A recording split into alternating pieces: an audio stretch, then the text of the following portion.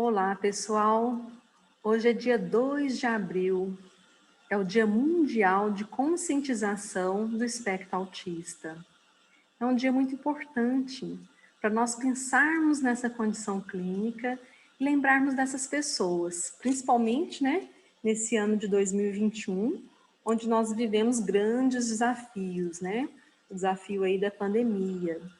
E hoje eu queria trazer um pouquinho aqui para vocês algo que eu acho que é bastante interessante, que é alguns símbolos que são utilizados para comentar algo sobre o transtorno mesmo do espectro autista. Então, é muito comum as pessoas perguntarem, por que a utilização aí da cor azul? Eu estou agora de azul, Por que a gente usa essa cor azul para falar aí do espectro autista? Essa cor tem sido utilizada por conta de que no espectro autista é muito mais frequente nós termos pessoas do sexo masculino. Alguns vão questionar, nossa, azul, sexo masculino, mas foi uma padronização utilizada, há algum tempo, e nós temos essa curiosidade, Uma frequência maior de pessoas com transtorno no sexo masculino. Nós sabemos que o transtorno do espectro autista, ele apresenta uma origem, uma etiologia multifatorial. Nós temos questões genéticas, questões ambientais, tanto do ponto de vista genético quanto ambiental, parece então que o sexo masculino é um pouco mais exposto, tem maior vulnerabilidade, se nós pensarmos crianças recém-nascidas, tem maior vulnerabilidade de ocasionar alguns fatores de agravos, como prematuridade, riscos. Então, acaba sendo também um fator de risco maior, também do ponto de vista genético. Isso precisa ser melhor estudado, investigado, mas a cor azul tem sido utilizada, então, nesse sentido, representando aí uma maior frequência no sexo masculino, embora a gente também possa ter o transtorno do espectro autista no sexo feminino. E, exatamente aqui, nessa data, muitos monumentos por todo o mundo, eles acabam para lembrar desse dia, dessa conscientização do espectro autista, utilizando, então, essa iluminação na cor azul. Então, é possível que a gente, também nesse ano, possa verificar essa ocorrência, tá? Um outro símbolo do espectro autista que tem sido utilizado é o quebra-cabeça. O quebra-cabeça representaria a complexidade do espectro e, realmente, as diferentes formas de manifestação, Então, o espectro autista realmente é uma condição clínica bastante complexa. Cada indivíduo apresenta uma manifestação que a gente pode agrupar essas pessoas dentro da mesma condição clínica, mas existem muitos subtipos, de tal modo que, na verdade, cada pessoa apresenta particularidades, singularidades únicas, Então, é bastante complexo mesmo, e é um quebra-cabeça também quando a gente pensa em compreender todas as manifestações clínicas, todas essas possibilidades de manifestações.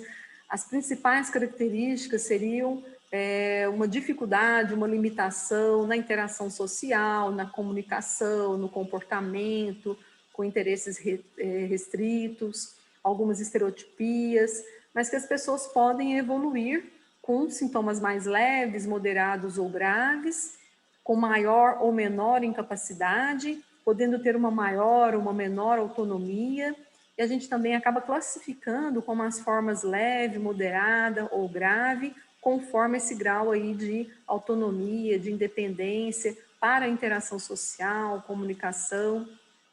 E as pessoas podem, manifesta principalmente na infância, mas elas podem evoluir na vida adulta com maior grau, sim, de independência. Então, o quebra-cabeça representando aí essa complexidade para entender essas formas clínicas, também para entendermos os fatores etiológicos, as causas. Muitas vezes a gente precisa de muitos exames para tentar identificar qual é a causa e nem sempre a gente consegue detectar. Então, existem questões relacionadas à gestação, ao parto, à saúde nos primeiros anos de vida e condições genéticas, que nem sempre também vão se repetir em outros membros da família. podem ser condições recessivas, podem ser mutações novas, mas há uma implicação aí do diagnóstico também para toda a família. Então, é um quadro clínico bem complexo que exige aí especialistas que se dedicam, que estudam tanto para o diagnóstico quanto para o acompanhamento clínico e também para as intervenções, para as terapias. Muitas vezes a gente precisa de uma equipe aí interdisciplinar, psicólogo, fonoaudiólogo, terapeuta ocupacional, musicoterapeuta, às vezes o fisioterapeuta, né? Além do pedagogo, psicólogo, educador físico. Então, é uma equipe bem grande, né? Que acaba se envolvendo juntamente com a família, né? Que a família também faz parte dessa equipe. Um outro símbolo também utilizado no espectro autista é essa fita, né? A fita que é um símbolo universal de conscientização do autismo. Mas vamos verificar que essa fita também tem algumas particularidades, né? Nós vamos verificar que aquele quebra-cabeça que retorna, né? Lembrando a complexidade do transtorno do espectro autista, as cores diferentes lembram a diversidade, então as pessoas têm as suas particularidades, o espectro autista tem, né, uma diversidade muito grande, as cores fortes representando aí a esperança em relação ao tratamento, as questões de inclusão social e também de conscientização de toda a sociedade. E também essa fita ela é utilizada em locais onde as pessoas com espectro autista são bem-vindas. E hoje, até na legislação, é importante que os estabelecimentos coloquem, né, esse símbolo para identificar que ali eles seguem também a legislação que garante os direitos das pessoas com espectro autista. Então, assim, alguns símbolos que a gente queria trazer hoje aqui para vocês, né, em relação ao espectro autista, e que essa fita de conscientização, né, ela possa realmente não ficar apenas, né, como um símbolo, mas que a gente possa falar cada vez mais sobre o espectro autista, que as pessoas possam conhecer cada vez mais, que as pessoas com espectro autista, nas diversas idades, né, a criança, o adolescente, o adulto, né, o idoso, que ele possa participar da sociedade, ser incluído, oferecer o seu melhor potencial, né, para que a gente também possa aprender com eles, né? E quantas vezes a gente também pode ter sido cuidado por uma pessoa com espectro autista, né? Que a gente pode só ter utilizado os serviços profissionais dessas pessoas sem nem mesmo identificar essa possibilidade. E quantas vezes a gente teve um julgamento, né, equivocado de alguma pessoa que às vezes tem uma condição clínica particular e que a gente não teve a sensibilidade suficiente, a empatia suficiente, né, para se colocar no lugar e para fazer o nosso melhor. E que esse laço aí, ele possa, na verdade, também nos convidar para um grande abraço, né, um abraço também universal, um abraço de toda a sociedade, lembrando que a gente se encontra agora num momento bastante particular, né, nós estamos num momento de pandemia, onde é muito recomendado nesse momento o isolamento social. E a gente fica pensando aqui, né, nas pessoas com transtorno de espectro autista, que apresentam uma limitação na interação social. E é uma fase bastante desafiadora para todos nós. Mas as pessoas com espectro autista, elas precisam muito da intervenção, do cuidado, do acesso, né? E esse momento de isolamento social pode ser um momento bastante desafiador para eles. Nós estamos vendo crianças muito novas que, por não terem essa oportunidade de socializar, aparecem sintomas às vezes mais precocemente, ou aparecem atrasos no desenvolvimento por conta realmente de falta de estímulo, né? Fazendo um diagnóstico diferencial aí com espectro autista. Então, lembrar que assim, o isolamento social recomendado nesse momento é, na verdade, um distanciamento físico, que nós precisamos estreitar esses laços, usar os recursos tecnológicos que nós tivermos à disposição, fazer uma ligação, uma videochamada, que os professores, que os terapeutas, se não for possível, né, em determinada fase da pandemia, ter um contato físico, mas que pelo menos a gente mantenha esse contato com essas pessoas para que elas possam também se sentir ali participantes, né?